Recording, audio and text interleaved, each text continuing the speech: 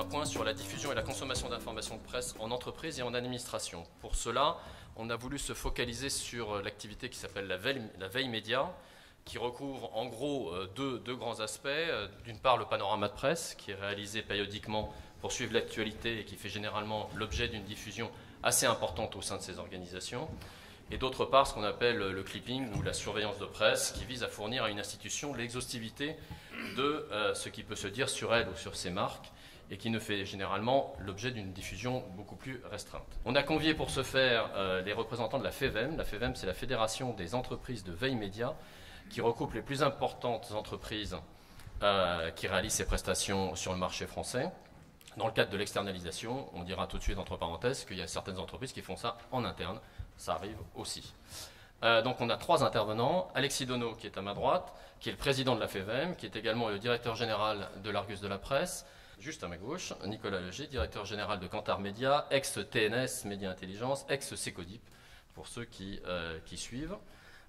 Et encore à ma gauche, Dominique Fournier, qui est Business Manager Media Service à Presse Index, qui est plutôt, lui, un nouveau venu, mais qui existe déjà depuis un certain temps. Alors, il faut rappeler qu'avec les sociétés de veille média, les relations avec les éditeurs sont passées par plusieurs phases. Il ne faut pas oublier qu'au début, on considérait ces entreprises plutôt comme des outils de promotion et qu'un nombre important d'éditeurs servaient gratuitement des abonnements, notamment à l'Argus de la presse, parce qu'on considérait que c'était une promotion vis-à-vis de potentiels nouveaux lecteurs et nouveaux abonnés, et également pour permettre à nos interlocuteurs, sujets d'articles, etc., de ne rien rater de ce qu'on écrivait sur eux. Après est arrivée la photocopie. Avec la photocopie, les choses se sont un peu compliquées. Le développement du panorama de presse est né, la diffusion, la multidiffusion est née également. Et là, avec un sentiment pour les éditeurs qu'il y avait un risque de substitution, risque que, pour ma part, je considère comme étant un risque réel. Et puis ce risque s'est en plus démultiplié avec l'arrivée du numérique. Il y a eu des périodes de flottement et de tensions importantes à la fin des années 90 et au début des années 2000. Mais on est passé maintenant dans une phase de relations contractuelles et beaucoup plus fluide avec ces différents intervenants, notamment par l'action déterminée du CFC. Et vous savez que la FNPS a été un des éléments moteurs de la création du CFC numérique en 2002-2003.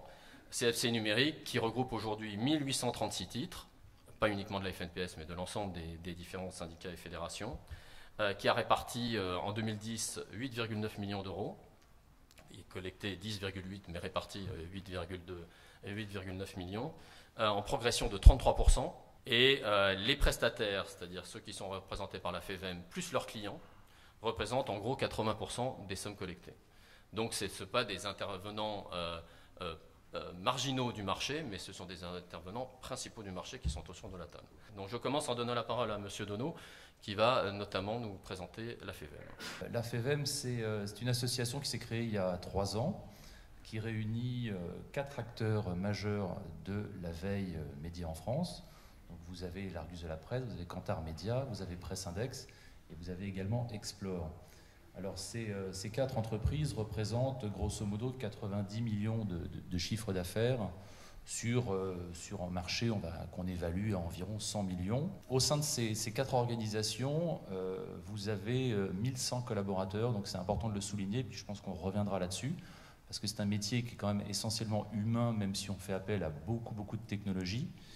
Et puis en face de nous, 12 000 clients, donc 12 000 clients B2B, qui sont principalement des entreprises et des organisations ou des agences de communication. Alors pourquoi la FEVEM ? La FEVEM, comme l'a expliqué Laurent Bérard-Kellin, notre contexte, votre contexte a beaucoup évolué depuis un certain nombre d'années, notamment avec l'arrivée du numérique. On est passé, en termes de relations entre les éditeurs et les prestataires de veille, par des hauts, par des bas. Et aujourd'hui, si vous voulez, on considère qu'on est vraiment dans une nouvelle dynamique et qu'on a réellement et très sincèrement des intérêts communs. Et ces intérêts communs, il faut aujourd'hui en discuter. Donc voilà, nous au sein de la FEVEM, notre volonté, c'est vraiment d'unir nos forces pour discuter avec les éditeurs lors de ces réunions et à toute occasion, pour justement promouvoir notre métier, les besoins de nos clients et puis également défendre vos intérêts. Donc notre métier, on dit que c'est le métier de la veille et de l'analyse du contenu éditorial des médias. Ce qui veut dire que notre matière première, ce sont les médias, que ce soit la presse écrite, la radio, la télévision, le web ou les médias sociaux. Alors, quelle est notre mission principale et notre mission première? C'est tout simplement d'alerter nos clients dès qu'on parle d'eux dans les médias, qu'on parle de leur société, de leur président, de leur thématique, de leurs concurrents. Alors, qui sont nos clients? On a une grande chance, c'est que potentiellement, nos clients sont toutes les sociétés privées, que ce soit des grands groupes ou des PME, tous les organismes publics, ministères ou autres, toutes les agences de presse, de communication, de publicité, mais également les médias, puisque toutes ces agences sont très largement citées dans les médias. Alors, autour de cette mission principale, qui est d'alerter nos clients, on a bien sûr développé toute une gamme de produits qui va de la veille alerte, où on se contente en fait d'envoyer des retombées par rapport aux mots-clés que nous confient les clients, mais aussi des produits à plus forte valeur ajoutée, comme le panorama de presse, qui est un outil où on envoie à des grandes sociétés, des ministères, tous les matins, une revue complète de la presse et en fait de la radio et de la télévision et du web, classée par rubrique. Donc c'est vraiment de la valeur ajoutée et ce sont des outils qui ont vocation à être rediffusés à un public interne dans l'entreprise. Dernier petit mot peut-être, qui sont nos interlocuteurs chez les clients? En grande majorité, ce sont des directions de communication et des services de presse. Voilà très rapidement résumé notre métier aujourd'hui. La question que se pose tout le monde, c'est est-ce que cette diffusion ne vient pas en substitution de la lecture de nos titres? Effectivement, c'est une question qui est tout à fait cruciale pour une assemblée comme ici. Il faut bien savoir que notre métier, la diffusion que l'on fait, n'a pas pour vocation de remplacer le titre professionnel. La meilleure preuve en est, c'est que très souvent, nos clients nous disent « Attendez, moi je ne veux pas ce que vous me suiviez ma presse professionnelle, puisque je suis abonné, ça c'est mon business, il n'y a pas de souci. Ce qui m'intéresse, c'est de savoir ce qui se dit sur mon entreprise, ce qui se dit sur mes pôles d'intérêt, mes concurrents, mes produits, etc.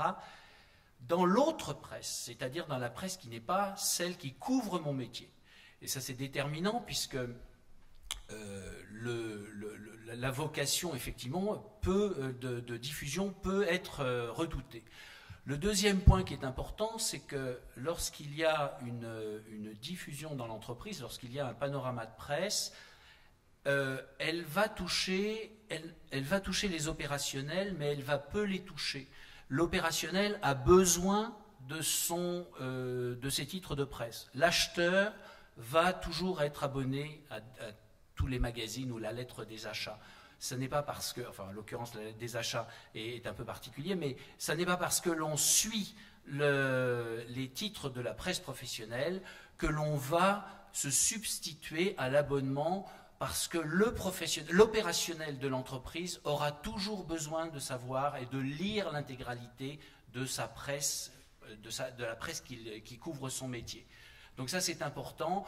Nos interlocuteurs, comme le disait Nicolas, ce sont les directions générales, ce sont les directions de la communication et ce sont éventuellement les directions marketing également. Pour que ce soit clair, vous vous interdisez totalement, et ce n'est pas la demande de vos clients, de faire de la rediffusion intégrale de publications ou pour que ce soit bien clair. Oui, tout à fait. Et d'ailleurs, dans certains cas, certains titres limitent d'ailleurs le nombre d'articles moyens par mois pour l'intégration dans des panoramas de presse. Dans le cadre du mandat CFC, pour ceux qui l'ont donné, effectivement, c'est une limitation. Il y a une case qui est prévue. Vous disiez à combien vous limitez le nombre d'articles.